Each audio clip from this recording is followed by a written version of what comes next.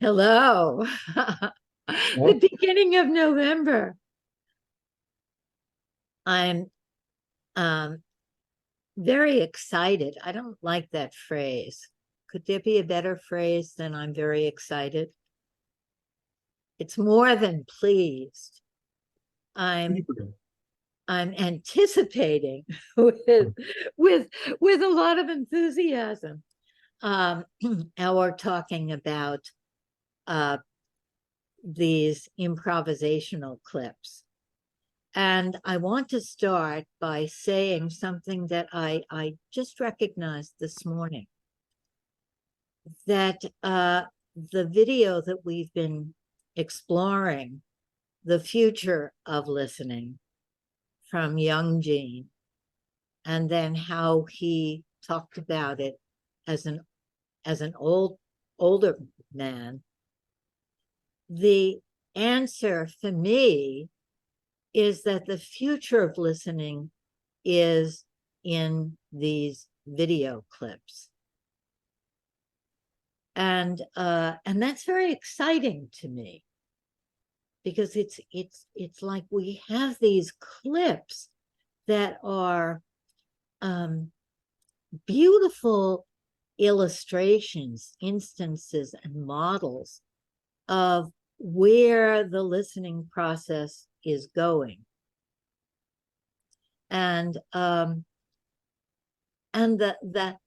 how of where it's going. Gene is demonstrating how we can carry listening forward. So just to review for a minute, the first clip we saw in the first session was about Carl Rogers appreciating Gene Gendlin's giving a substance and a base to his method of reflective listening, and relating. He was actually reading it, because I don't think it was in his bones, but he was reading to us about how Gene Gendlin was talking about the experience of being listened to. It isn't the words, but the experience. And then Gene has a whole phenomenological philosophy that that articulates that. But what Carl Rogers got from that whole philosophy is that we're paying attention to the moment and what's actually happening in the moment. And the second week, we looked at young Gene, the passionate young philosopher, politically sensitive guy in the times of the Vietnam War, talking about how important listening is, to be given. Listening is what he calls reflective listening, to be given to the public. This isn't just for therapists, he's saying. This is for everybody, and this is going to make the world better. And there's this one little piece that you'll probably remember in that clip, where he says, if people only got the part about when they see the other person's face cloud over, to say, oh, I see, I haven't understood you. Tell me again.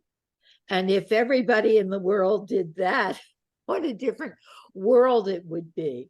And that so resonates with us in these very, very conflictual times.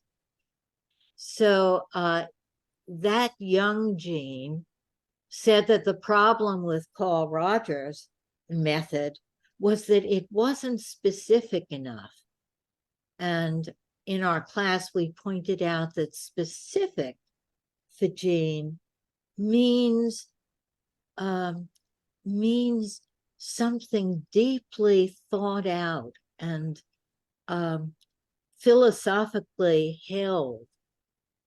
And he gave us, I think it was 6 steps that he wanted to use to make listening specific. Let's see if we can recall them together. Okay. The first one was that we have to teach people to just be robots and repeat back because they don't know that they're not listening. Right? We in our training in FOT, some teachers have actually done that, especially with therapists, and said, just reflect back. Don't say anything. Just say what the person said as the first step. And I found that that can be very powerful as a first step because indeed, people don't know that they aren't listening. Therapists don't know that they aren't listening, Now, what Jean meant by listening, and we'll come back to that, is listening to just what the person is trying to get at.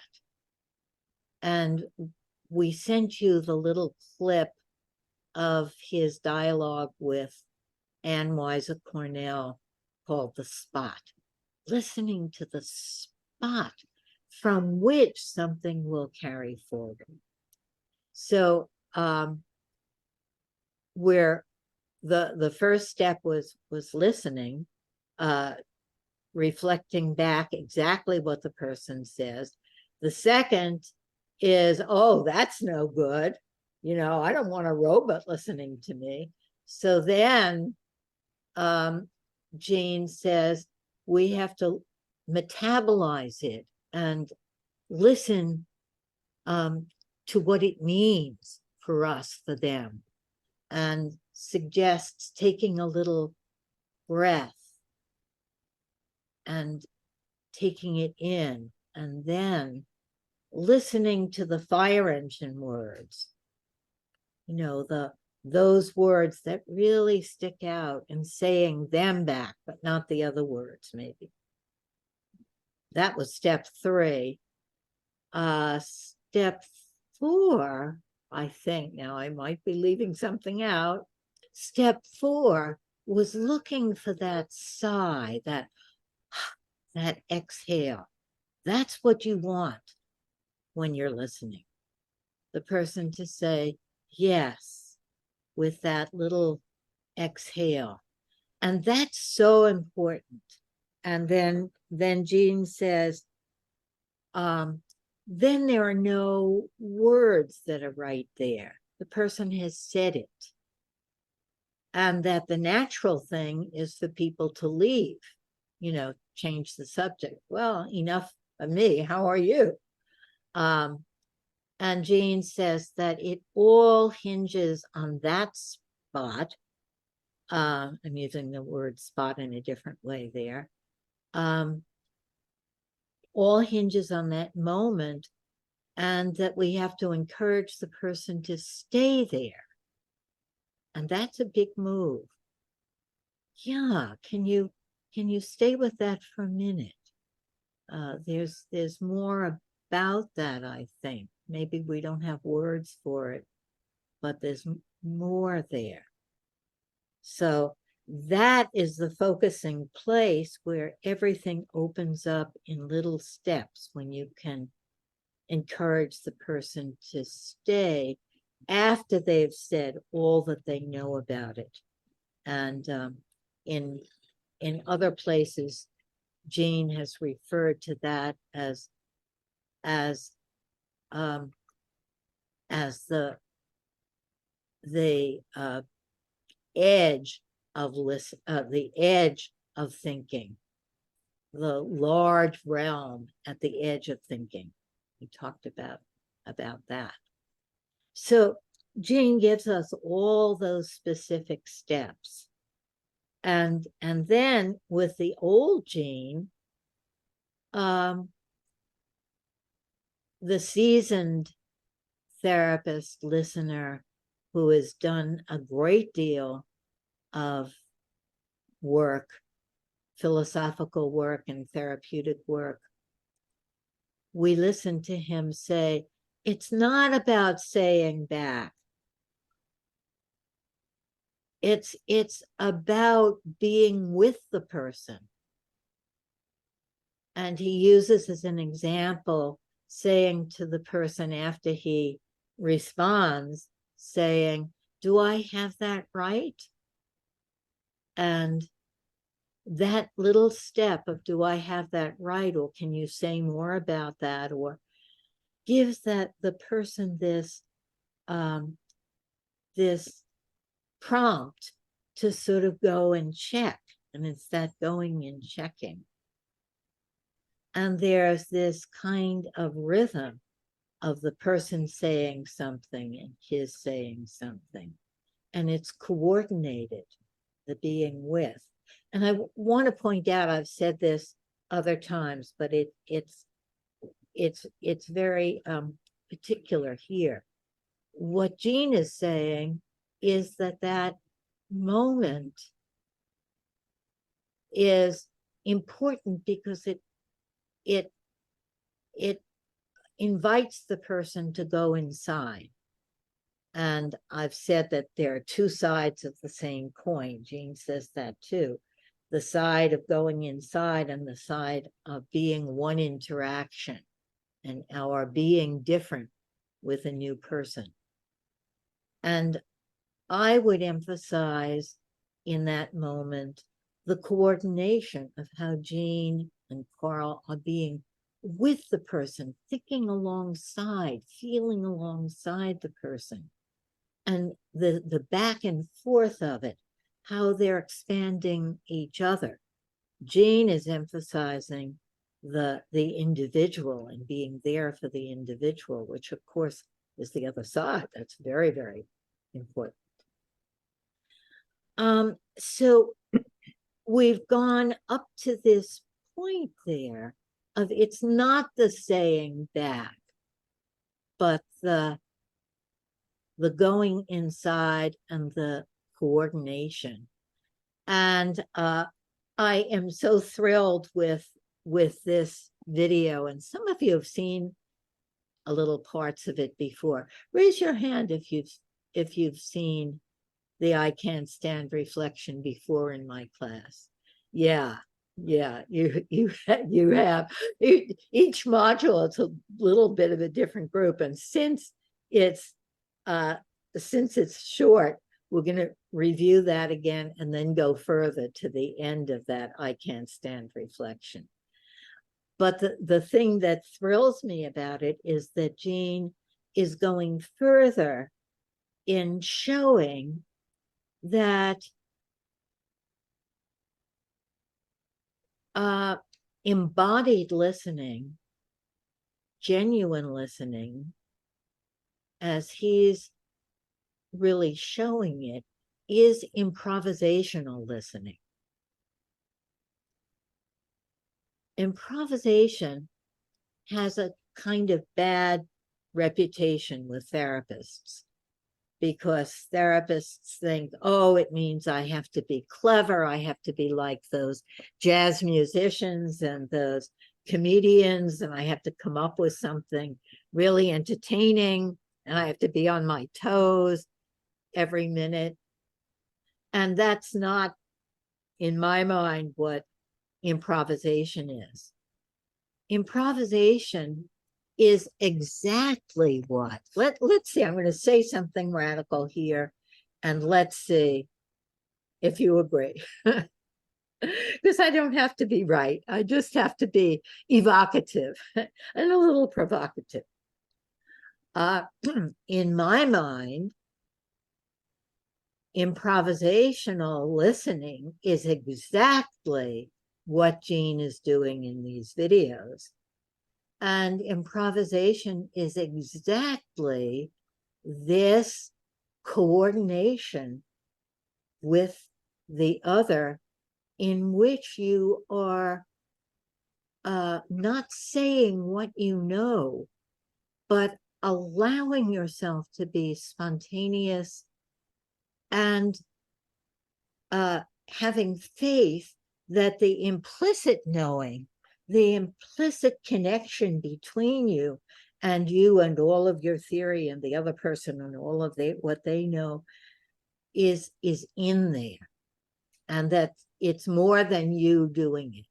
When we feel like it's us doing it, we get very uptight, and the listening can be very stilted, right? I think all of us know that place.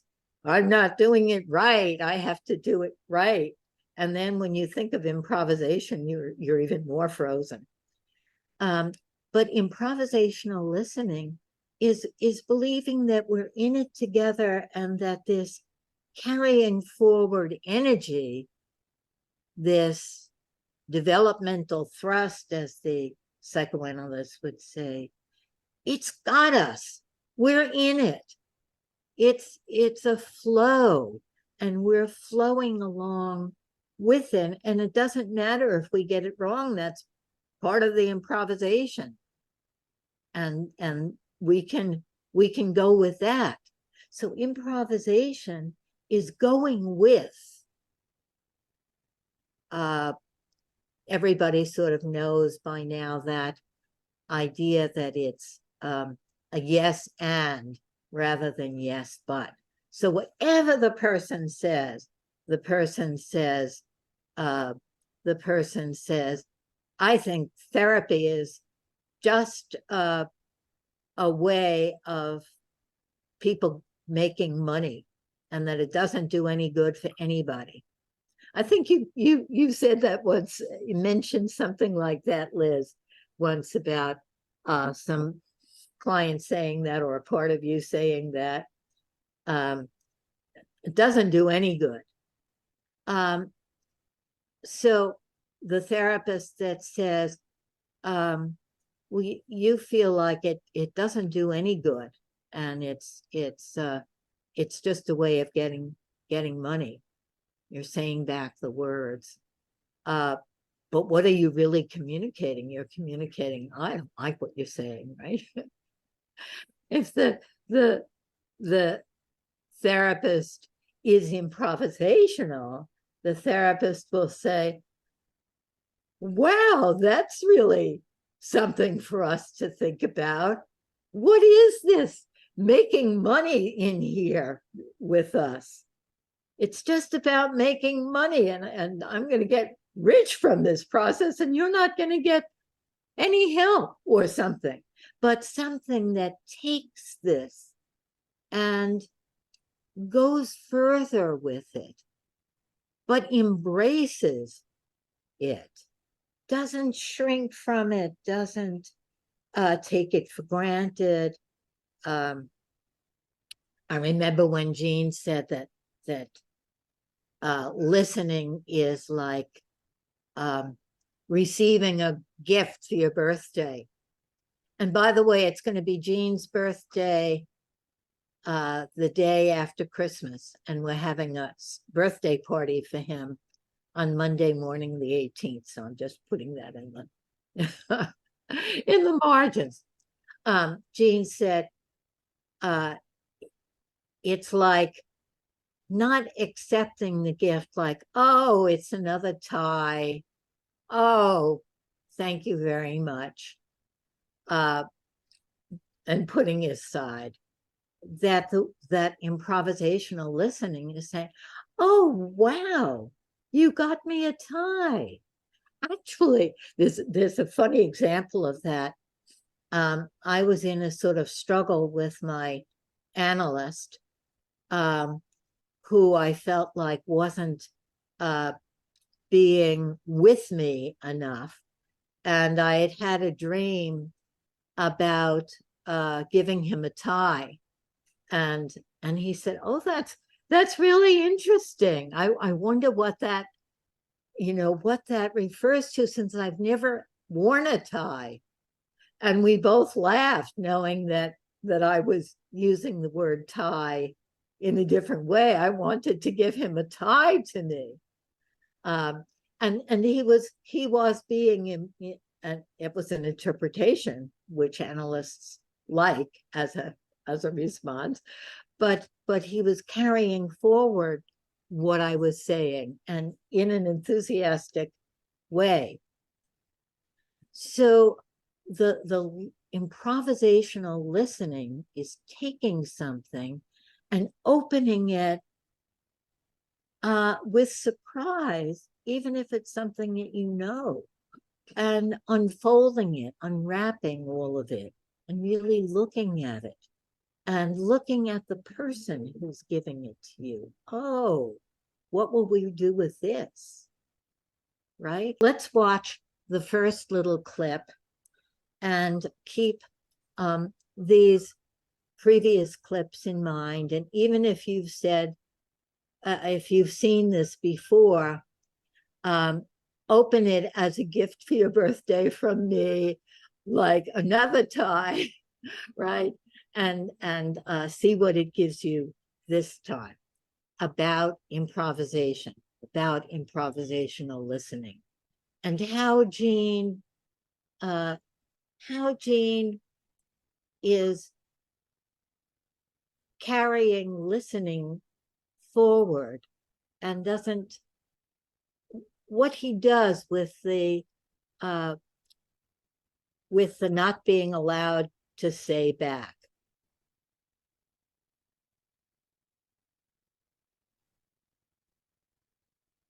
Reflecting business feels to you like there's no person there, just a parrot or something. That's not them. You back, you. Stop just for a second. Maybe I'll put my hand I'm up. not sure of this. I don't fully trust my own. I just wanted to say, for those of you who haven't seen this, that she said she can't stand reflection, and he first doesn't get it. You know, what is it about that? And he gets it wrong.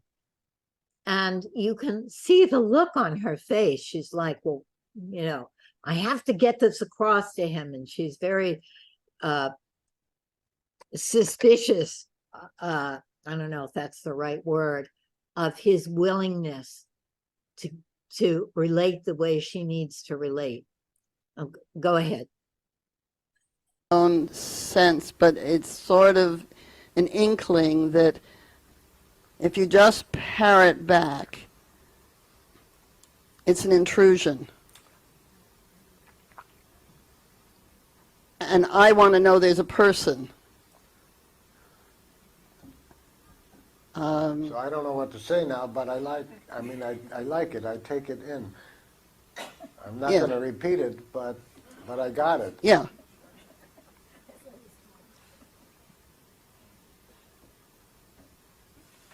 Yeah, I want to know that I can trust you on that. Okay, you can trust me to be here and not just to stay inside reflection. I don't know if you can trust me not to reflect, because I do it so constantly that I might do it again, but I don't intend to. That was different, because you were reflecting, you were engaged, the me. You could feel me in that. I could feel you in there.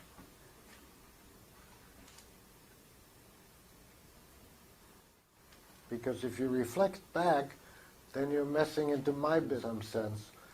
Whereas if I hear from you, that's you. Is it like that?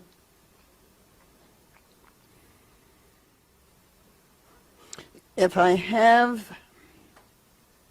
something from you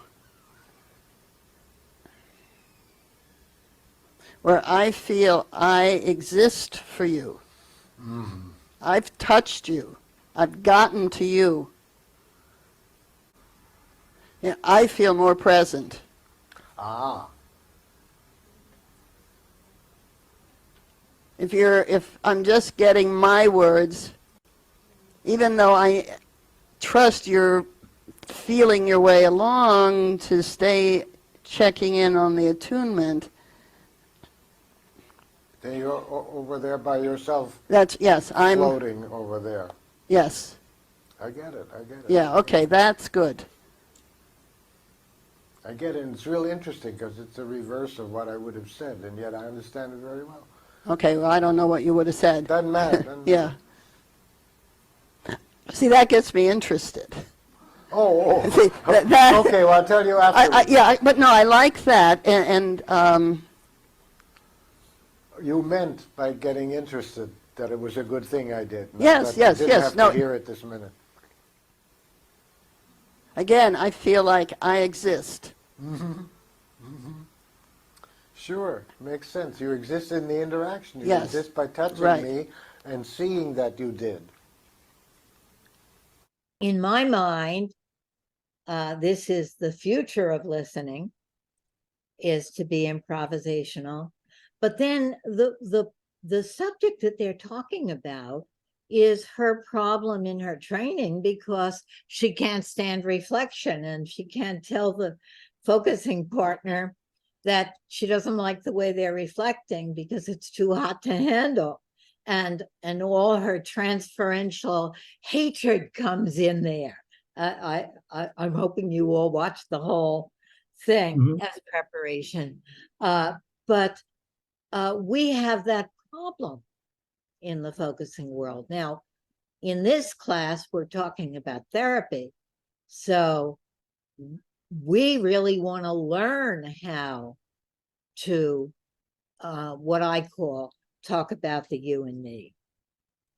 Then we don't know, in focusing partnerships, it's sort of this middle space where we may not be equipped to deal with your mother, my mother, all of that.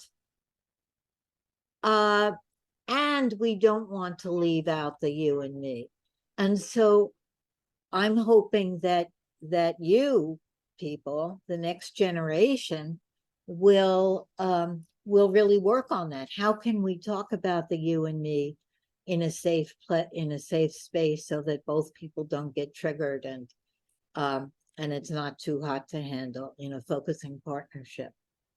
But for right now, let's just narrow it down to therapy. Well, I want to say that in my view, we've gone from the early 60s and the individual to the 80s, and really understanding the relational nature of the partnership, the dyad, all kinds of dyads.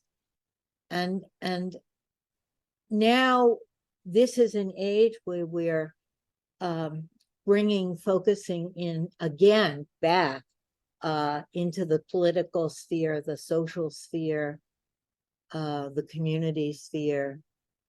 And then how do we do that? And what you're obsessed with Liz, is something that is the growing edge or the cutting edge of where we need to go. How can we express the you and me part of what we're feeling, and what is, when we're feeling it, that's the air that everybody is breathing. That's what's really going on. How can we do that in a safe way? And that's really a big question that we're trying to deal with. And I'm going to try to articulate some new skills at the conference on Sunday night that may help us with that. New focusing skills to be able to bring focusing into groups and communities. We'll see, maybe people there, and if you come, you'll help me with that. You know, you can't do improvisational work of any kind without the withness. It's the withness of the dance that everything hinges on. There's a moment that the psychoanalytic people would call a now moment, where she says, I want to trust you, be able to trust you on that. Right? That's the kind of thing that would annoy you if you weren't with her, right? I want to trust you on that. And what does a now moment is when everything is weighing in the balance, right? And you have to respond. Either it's going to really blow up or it's going to come together. Either we want a now moment, a moment of meeting, to make a now moment into a moment of meeting. What does Jean respond to that? There's this narrow line that she's trying to convey, right? And she doesn't want him to reflect, and she wants to trust that he won't. So then he says, I'll try, but I can't promise because I do that automatically. It's like somebody saying, I can't be attracted to you when you slurp your soup or something. And the person saying, well, I'll try not to slurp my soup, but that is how I eat. And you're always making soup or something. But what comes across to her is that he is leaning into this spot where she is, and that he wants to dance with her, and that he's not flustered or annoyed. And as Stephen was saying, that what that takes to not be flustered or annoyed when you're being challenged. I mean, here she is. She's challenging his most fundamental contribution that we were watching all these videos through his life, right? Of a young person, an old person. This is his thing. And she's saying, I hate that thing. That's your contribution that, you and Carl Rogers. It triggers her.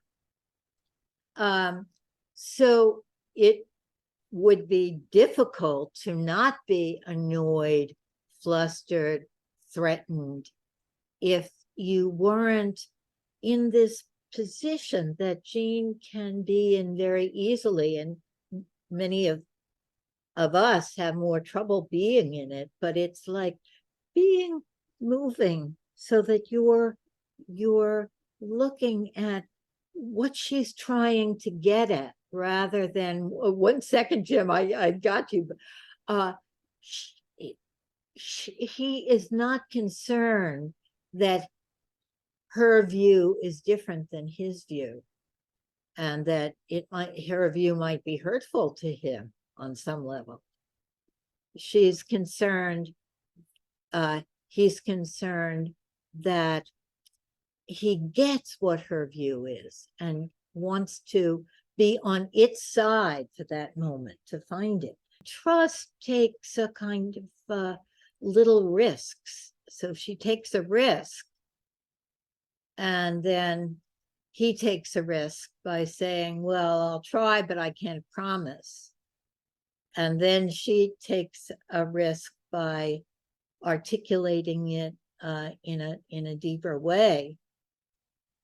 The most vulnerable thing is to say, I need to be seen. I need to be responded to. I need you to be there. And she knows focusing. So she can say, well, that was a little different, right? She's tuned into her response. And when Jean says, when she challenges him and he says, well, I can promise I won't stay inside reflecting. That was such a nice phrase. And I was appreciating how Jean would put things in very different words than she did. Like, oh yeah, then you would be out there floating all by yourself. He was offering his own fire engine words, his own metaphors, to be with her. And often he sort of interrupted her even, but he was going with, it wasn't interrupting to object, it was interrupting to further, to join her. It's this improvisational joining. I wanted to say that Charlotte Howarth is going to be doing a presentation about the doing and the saying. And I think it would be fine with her for me to relate that she's come up with a concept that I think is very important, that when we think of the crux or the spot, how many of you listened to the spot? It was, if you haven't, it's really helpful. That place from which everything can come, that door. Charlotte is saying that there are really two spots, and sometimes they go together and sometimes they don't. So the spot is in the relating in the issue that the person is talking about. In the saying, what's the crux of it? But the other spot is the relational spot, if we think of the two sides of the coin. And that's the spot of what we're doing together and what's needed in the interaction. So in this video, the content spot would be that her hatred when her focusing partners are reflecting is too hot to handle, and she has to know what to do then. That would be the spot, this too hot to handle spot. Relationally, the spot is, as you were all saying, I need someone to see me. Can you see me? Can you not be this horror show for me, but be the one that I can feel acknowledged by? And she and Jean are working together so hard to make that happen in the relationship. I think maybe it could be time to watch the second clip, and we're going further now after Jean in his way goes waves away something he says that isn't right, and she picks up on that's there's something about that's giving her what she needs. So we're going to watch a little further and see where they get to here. Lighter. Ah, yeah. And I make The it both sides. misattunement is not as important. It's And not a she- life issue. She's saying that she loved his. Okay, with my mother, it was a life issue. Yeah, I get it. So there's something in the lightening of the touch Right, that of that gets- moment Gets it out of repeating that. that sets back. Okay, that's Yes. baggage. I Yeah, can, I'm past that.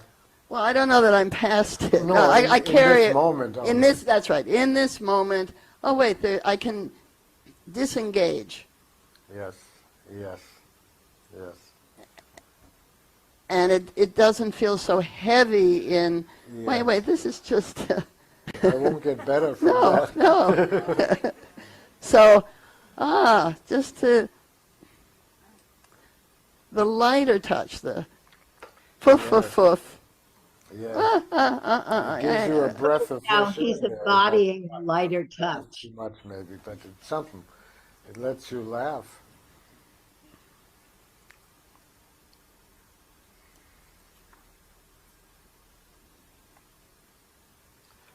It takes away the heavy. Yeah, takes Got it, away got the it, heavy, got it. and that's where I'm testing out the word, whoa, is that, somehow the word transformation feels a little bit too big deal, Too big, yeah. but it's on that movement, so it's in that of development. So something's developing there. Yes, I can feel that. Something is developing there.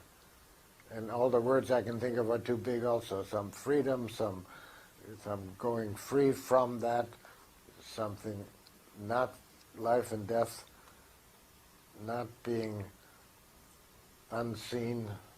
It's an alternative to having a button pushed and a reaction. Right. It's an alternative. Yes, I get it. It's an alternative. I don't have to be re-stimulated on that old thing. And have the hatred. Flood up. Yeah, I think it's the rising up. It's the steam is, okay, there's the cauldron there. And yes, the sensitivity to misattunement is, I don't want to give that up. No. That's from the beginning I felt that, but I misunderstood you there. It's the re-stimulating that makes it heavy. It's not that you don't accept. Yeah, there's heaviness, but I also think too hot to handle. Yeah, because the other person will, whatever, be hurt. No. Yeah, no. It's too hot to handle. It's too hot to you also. Yeah, too hot to handle for me. Yeah, I didn't get it right. And also too hot to handle in the other person. It's too hot to handle for the other person, but it's too hot for you to have to, Yeah, we're just in a focusing partnership. Right. Part of that contract is not to be handling all this hot stuff. Amen. Who wants to live their mother over again? Right. To be in a focusing partnership. Yeah. And my mother, your mother. Anybody. Yeah. I mean, we don't want a relationship between our mothers. Between our mothers. No way. Right, that's right. We won't just have your mother, then we have the other person's too, of course. I don't know what your mother did. Amen. I mean, whoa. I can't handle my mother. I don't want to have to handle your mother. Agreed. Okay, so it really gives another dimension as a therapist to be open to the feeling of, whoa, I think this is too hot to handle. Yes. And to refine, let me see here about just a light touch here maybe. Yes. Just to let a little of the steam, to be open to it. I don't know where that'll take me, but I like it. That's an opening. It's a direction. Yeah. It's not. Maybe we need to make the distinction. I think we've made it before, between the focusing partnership that is symmetrical. Both people, even if one is very experienced and one isn't experienced at all, both people in the way that it's organized are equally responsible. And a therapy relationship is asymmetrical, where one person is watching the store as well as participating. So the therapist has a different job than the client. In a way, the client has the job of, as you say, Liz, saying the difficult things as much as possible. And the therapist has the job of carrying it forward and improvisational listening and paying attention to both the relational and what the client is saying. The traditional idea of what therapy is that you learn about yourself, and in focusing you learn to be in touch with yourself, as this woman was who demonstrated with Ellen, with Jean, and to improve relationships in the world, right? But this third thing is what we're emphasizing here, which is when Jean says that our main job is to be the kind of interaction that's going to make an environment where someone can take risks, someone can grow, someone can heal. And that takes a lot of skill, dedication, knowledge, practice to be able to be the one that the other person needs, to be the dance partner that makes the dance possible and makes risks as much as it's possible go well, but then picks up the pieces when things go wrong. So I think we have that as our little framework here. We're always looking for a new interaction that couldn't happen before, that someone has had a million experiences of being rejected. And then in therapy, you want a different kind of interaction where you're going to be enlivened together and not do the same old dance, but do a new dance. There was this moment when they were playing about your mother, my mother. Jean was the one that brought up the mother, but she brought up her mother earlier, and he picked up on that. And as I think we said previously, you know, that's transference. That's a heavy thing, right? To be your, you know, to relive your mother in therapy. And they were, and she was saying that it could be lighter.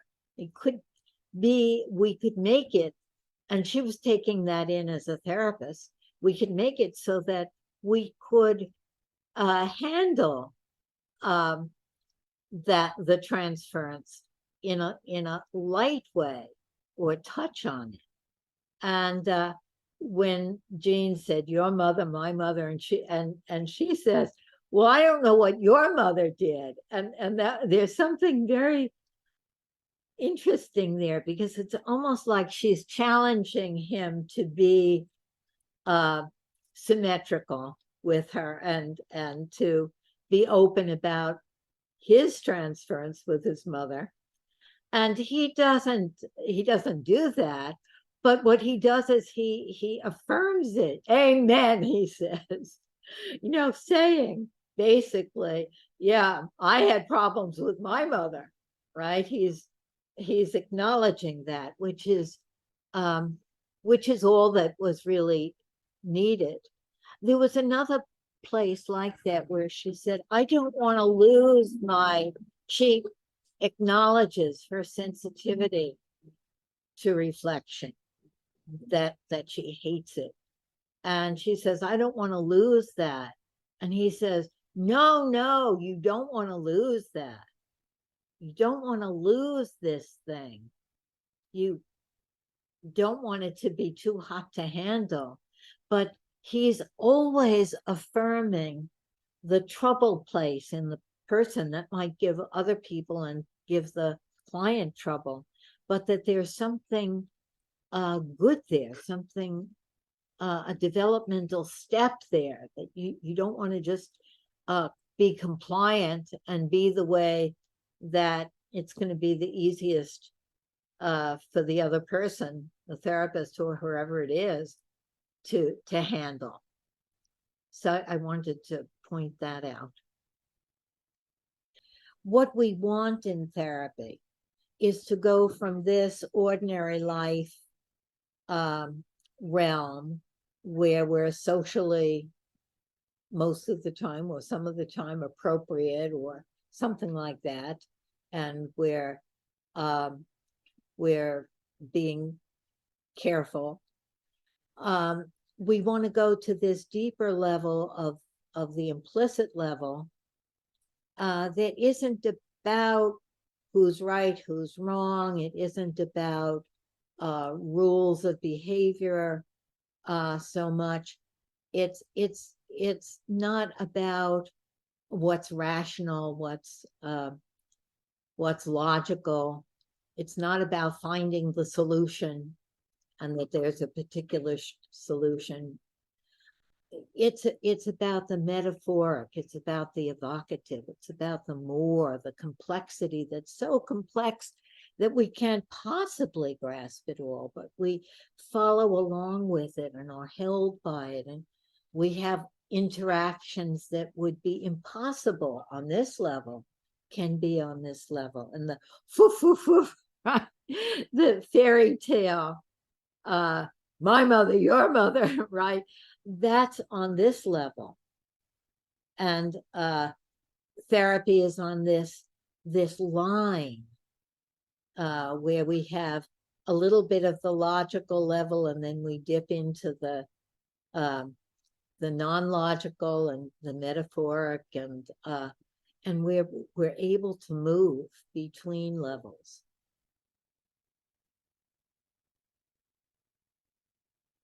I was thinking maybe we could have a 2-minute break, and then I could try demonstrating for just a few minutes improvisational listening with somebody who would demonstrate with me, and just see something live that we could respond to together. But we only have like a half hour, so it will touch into it. But let's give it a try. Are you up to that? Stephen is, Liz is. Yes. Yes. I see. Yes. Okay. So I'll be back in 2 minutes. So here we are, and we have, you know, in focusing time, 10 minutes can be a long time. But we're not just doing focusing. We're gonna just see what comes for us to listen to. I think that when Evie started by saying that she's spontaneous and wanted to, forget the exact words that you used, Evie, but something like she wanted to participate. But then the having nothing to say, that she was challenged by a part of her that said, well, you want to be spontaneous, but you have nothing to say. And it felt like she was being put down. But then she was also questioning, maybe it doesn't have something to say, and that's okay. So I was trying to leave room in myself for both sides. It's okay not to have something to say, but she's being silenced. And then that came out more about being unworthy, and it has to be important. It's not okay to talk about the shoes. And so I was trying to make room for both sides of that, and see where it went. But I think that that I was rooting for her to feel like there's something to say under the being silenced, or that and I held off saying, but then when it felt like it was enough had come out, I said that I thought that saying that she needed help to know the difference between silence and silenced was very important. I felt like that was my coming in there, and maybe making a new interaction of bringing her out rather than her being silenced. I think that the way that Gene would say it, which helps me actually, is he would say, oh, I know that feeling, or I know that experience. Doesn't go into details about it, but just that resonance. Oh, I get that. He did that a lot with that demo, where he would say, I get it. But,